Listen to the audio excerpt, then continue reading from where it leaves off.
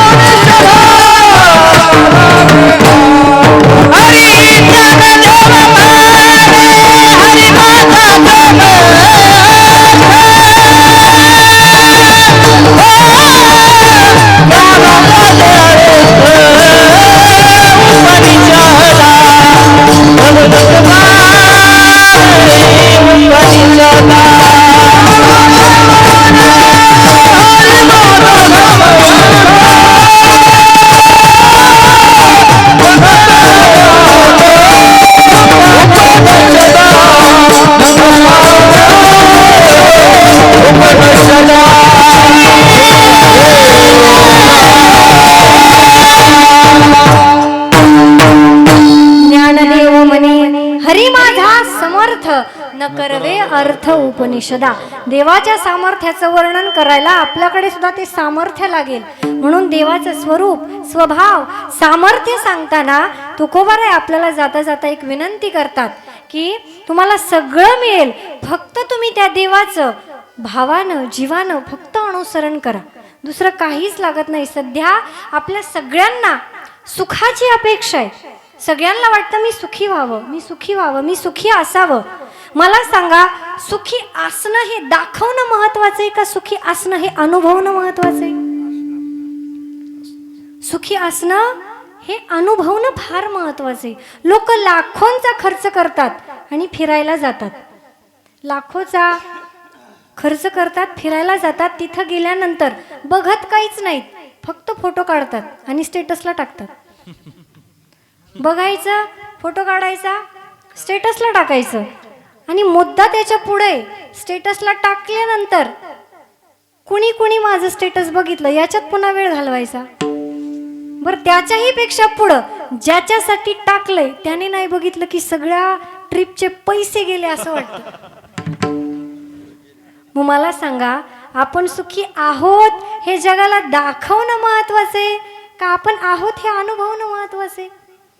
आपण ते अनुभवलं पाहिजे. अहो किती सुंदर असा हा स्वर्गीचे अमर इच्छिताती देवा आणि मृत्यू लोकी व्हावा जन्म हा का, तर हा सुख सोहळा स्वर्गी नाही.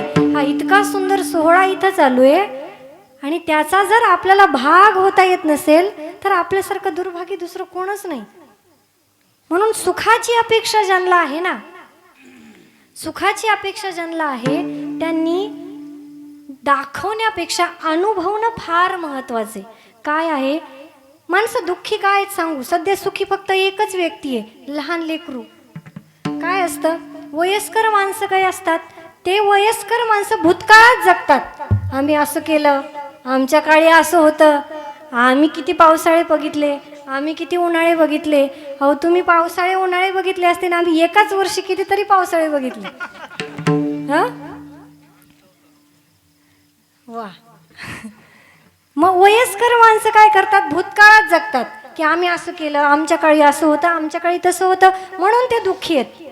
तरुण वर्ग भविष्याच्या चिंतेत दुःखी आहे. मला घर मिळवायचंय, मला गाडी घ्यायची आहे, मला अमुक घ्यायचंय, तमुक घ्यायचंय, त्याला भविष्याची चिंता आहे म्हणून तो दुःखी आहे. आणि सगळ्यात सुखी कोण आहे तर तो लहान लेकरू आहे, कारण ते वर्तमानात जगतं.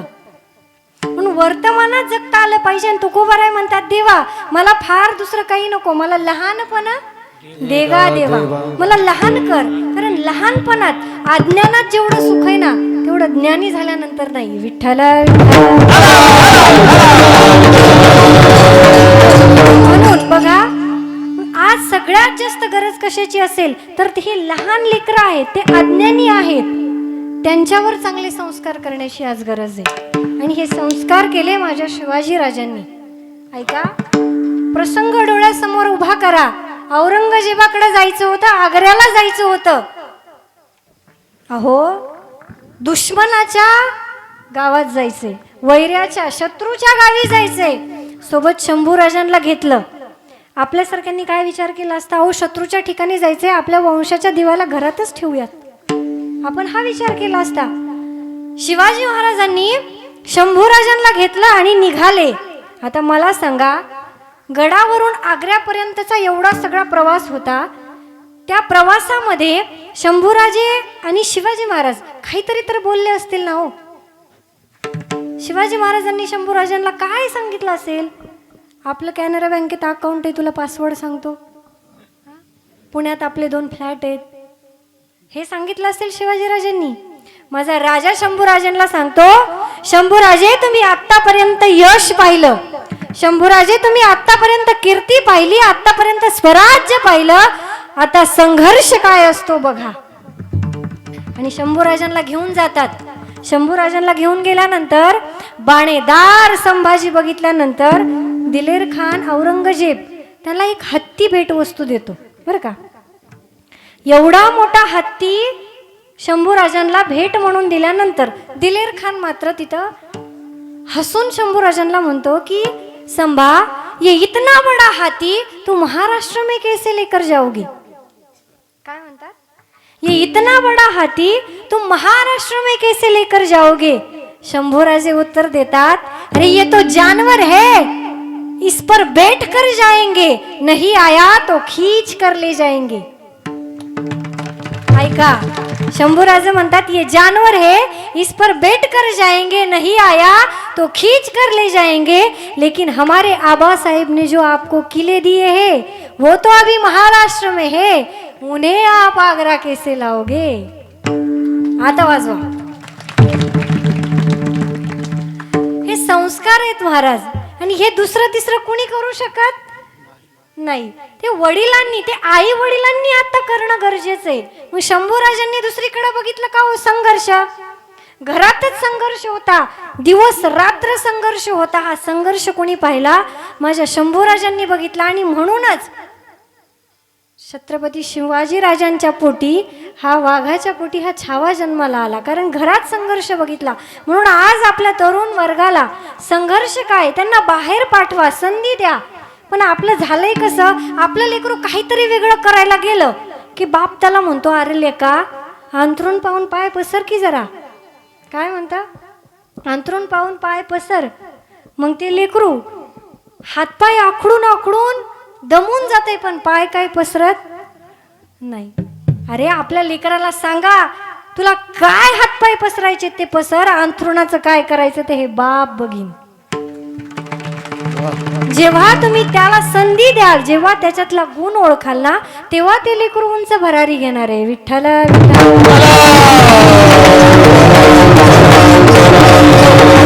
बघा, बोलण्यासारखं खूप आहे, आपली वेळ संपत आली. म्हणून जाता जाता एवढंच सांगेन की इतका सुंदर असा हा नामयज्ञ सोहळा चालू आहे. इथं सुंदर सुंदर मला महाराजांनी सांगितलं की इथं सांगण्यासारखं महत्त्वाचं काय असेल तर सगळ्यात तरुण वर्गानं ही सगळ्या कीर्तनकारांची जबाबदारी घेतलेली आहे. फक्त खाण्यापिण्याचीच नाही तर सगळ्याची जबाबदारी त्यांनी घेतलेली आहे. म्हणून बघा काय असतं, शतेषु जायते शूर सहस्रेषु च पंडित वक्ता दस सहस्रेषु दाता भवती वानवा.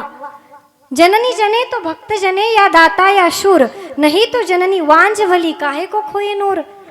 बघा, जर आपला मुलगा एकतर भक्त असावा, एकतर शूर असावा, नाहीतर दानशूर असावा, नाहीतर त्या आईनं लेकराला जन्म नाही दिला तरी चालतो. मग काही म्हणतील, अहो आम्हाला नाही यजमान पद स्वीकारता येत, आमची तेवढी परिस्थिती नाही, आम्हाला नाही यजमान पद स्वीकारता येत, आम्ही काय करू, इथं अन्नदानाचं काम करू. काही म्हणतील, अहो महाराज आम्हाला अन्नदानही नाही देता येत, आम्ही काय करू, इथं टाळ घेऊन उभा राहू. आम्हाला नाही टाळ वाजवता येत, काही म्हणतील आम्ही इथं पावलं तरी खेळू.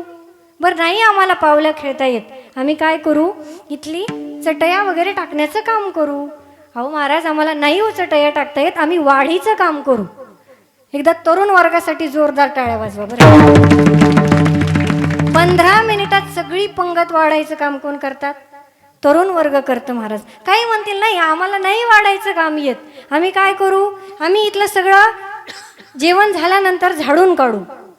काही म्हणतील आम्हाला नाही झाडता येत, आम्ही कीर्तनाला आलेल्या लोकांच्या गाड्यांची हवा सोडू.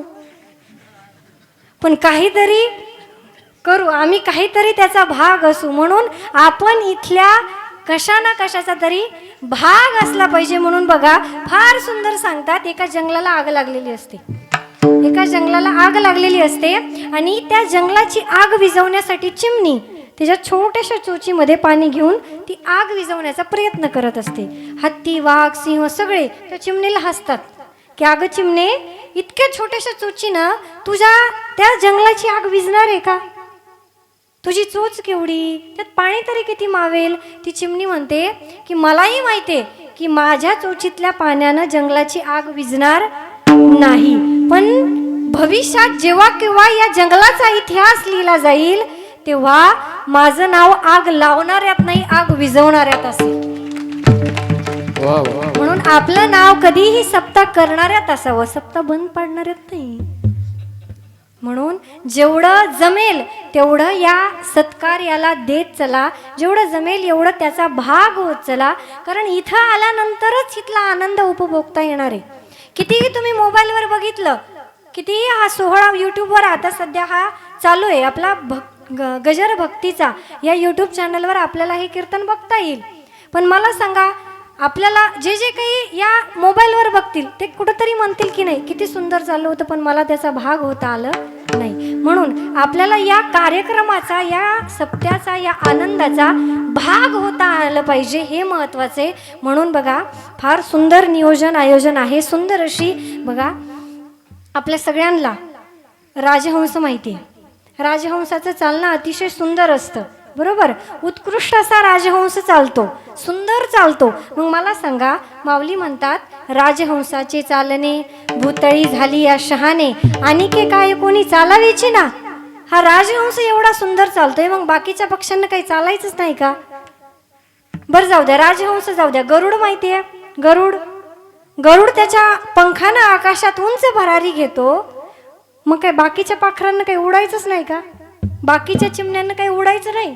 तसा हा छोट्याशा चिमणीचा एक उडण्याचा प्रयत्न आहे. विठ्ठल